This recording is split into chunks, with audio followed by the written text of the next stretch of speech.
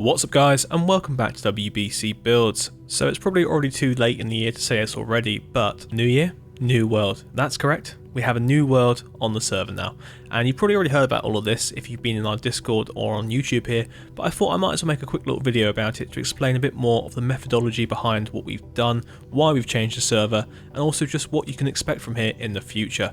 So there's three main reasons why the server was not really working out for us. The old world was a bit corrupted. Now, I created that world in 1.9.6 version of Minecraft back in April 2019.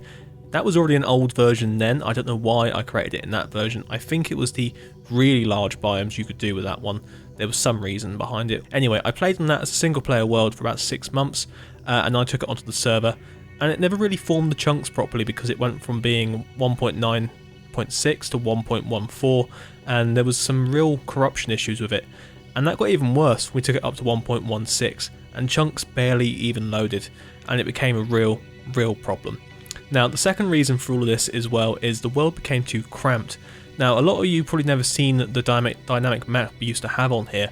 Once you sort of looked at that, you realised that Europa was tucked away into the bottom right hand corner of the map, and that every town was so close together that you had like the Vatican next to some French town, then you also had the Dutch main town next to the Swedish islands, and it was a bit like, oh no, what is this? And that brings me on to my third point. This was all because it wasn't really thought out properly.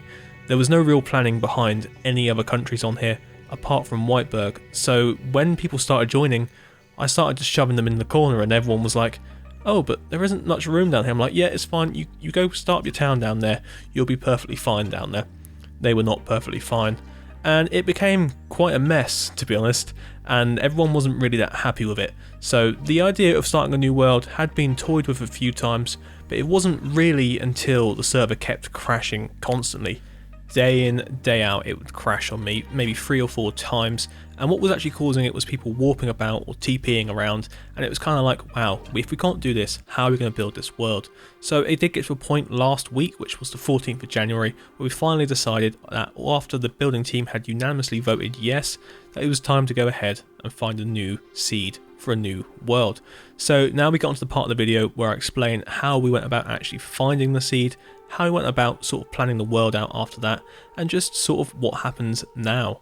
So after this, we went ahead and had the idea that each continent needed to be formed on 3 different land masses so that we had a better sort of distinct regions between the 3 areas. And those areas are, for anyone that doesn't know, Whiteberg, which is predominantly British, you've got Europa, which obviously is European based, then you have the United Colonies, which is the North American part of the server. Now, after selecting about 12 seeds, I put them forward to the build team for them to vote on. So this was all quite democratic. It was quite nice to do. After this, 1 seed was chosen following, a consultation of which one would work best. And for you guys, if you want to know, that was option number 6. So we went through quite a few there to even get to that one. With the world chosen, it was time to do what Europeans do best, and that was scramble for each part of the land and every island you could possibly see.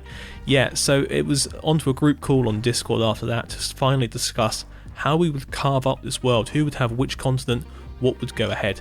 It was quite civilized, but it did feel very much like that Berlin conference in the 19th century where they decided to scramble for Africa, and it was kind of like, wow, are we really just cutting this all up? So what happened in the end was Europa got cut up into several different countries. So from right to left, we've got United Colonies, Belgium, France, Germany, Italy, Bresnis, and Kalmar. So that's the Swedish contingency there.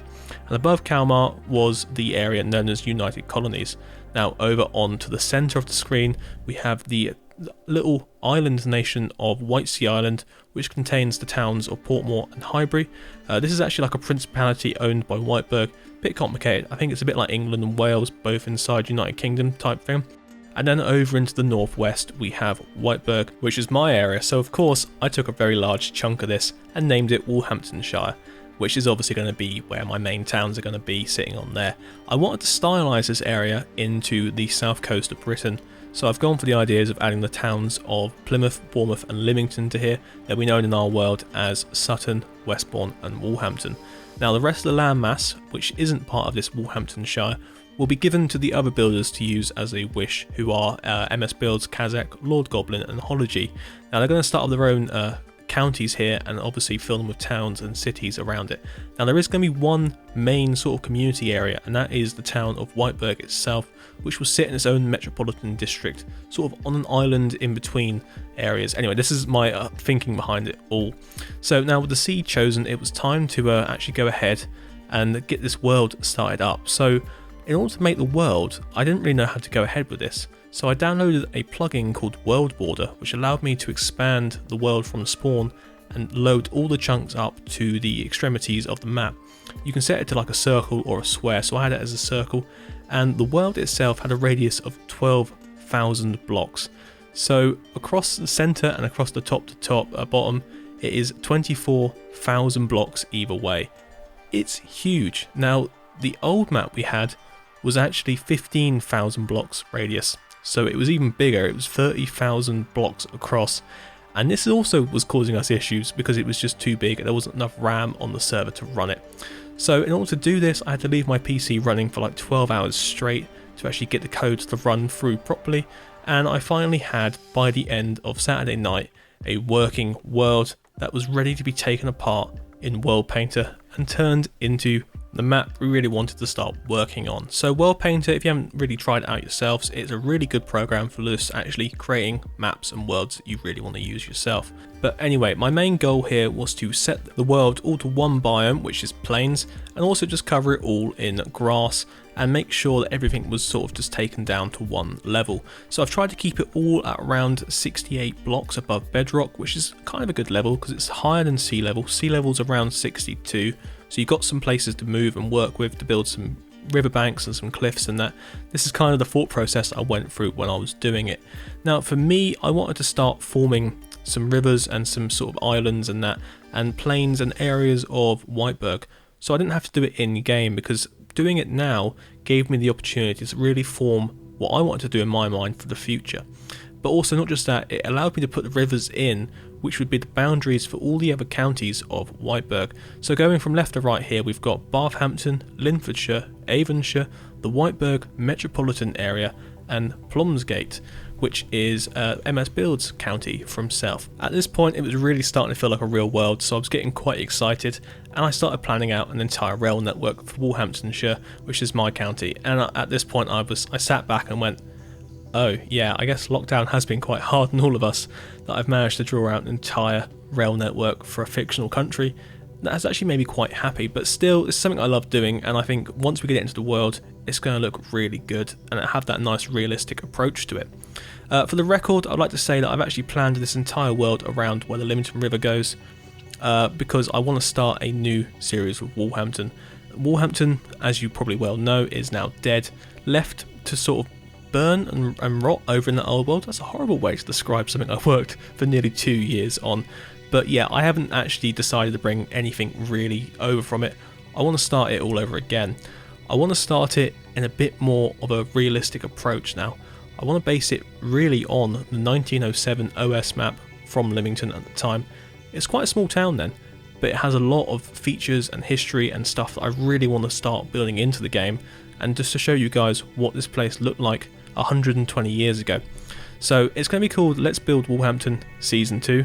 This time it's personal without that tagline, but it will, like I said, focus on building a real-to-life version of Lymington-ish. You know, I'm going to try angles for once. You guys are going to see me try and struggle with building angles. But anyway, so you're probably asking the question, what about all the other towns on the server? The builders have chosen schematics and areas and bits of towns, or even entire towns that they wish to bring over and start building on this new world. I myself, like I said, I haven't. I've pretty much left all my old stuff over there. I'm going to bring Bly Manor over with me, but apart from that, there's a few buildings I want for Walthampton. The rest can just stay. I might even do a video on what I don't like about the old Walthampton, just as a way of you guys understanding thought processes and sort of what goes wrong when building a town. So let me know if that's something you would like to see. But yeah, so this is just sort of a preamble to try and work out what's going on. So when you guys watch the next month's update tour, kind of won't feel like a huge shock now, where you just go, what? Where's everything gone? This is where it's gone.